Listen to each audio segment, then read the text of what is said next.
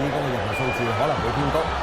但係呢場波咧，大家都哎呀，快到咁啊！12碼呢球波冇得傾啊！裁判員嘅洛基咧，其實企得好近啊，底下一下搞動作一樣，點知一出腳咧就遲咗啦，咁樣困到 C 朗嚇，真係慘啊！嗱呢下咧收都收唔切啊！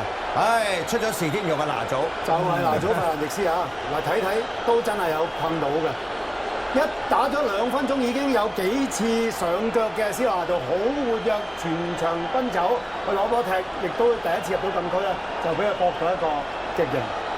洛基喺今年嘅歐聯16強嘅比賽，巴黎聖日耳門輸俾皇家馬德1比3嘅比賽咧，亦都有好多嘅執法咧係受到好多嘅爭議嘅。係咁啊，呢一下佢其實都好決斷㗎。咁啊，拿祖費蘭迪斯其實都已經有超過半年啦，冇代表過西班牙國家啲正選上陣。好睇 C 朗拿到佢12碼對住迪基亞。咁但係睇嚟而家可能咧仲需要再等一等啦，究竟係 VAR 方面咧會唔會有啲乜嘢嘅意見呢？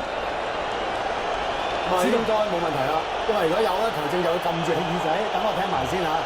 斯朗拿度咧喺過往世界盃決賽周只係入咗3球啫，亦都從來未喺世界盃決賽周裏邊對過歐洲嘅球隊入過波嘅。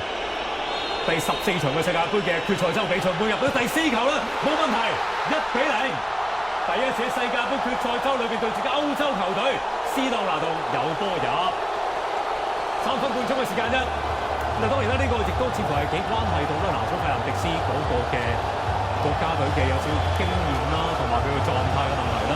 今早失咗個波，亦都即係有少少打擊對佢嚟講。不過時間都係上早。嚟睇翻呢一個球先，咁啊本身咧迪基亞就捉龍門右邊，咁啊斯朗拿度一心就係向龍門左邊中路，非常有信心一射入網。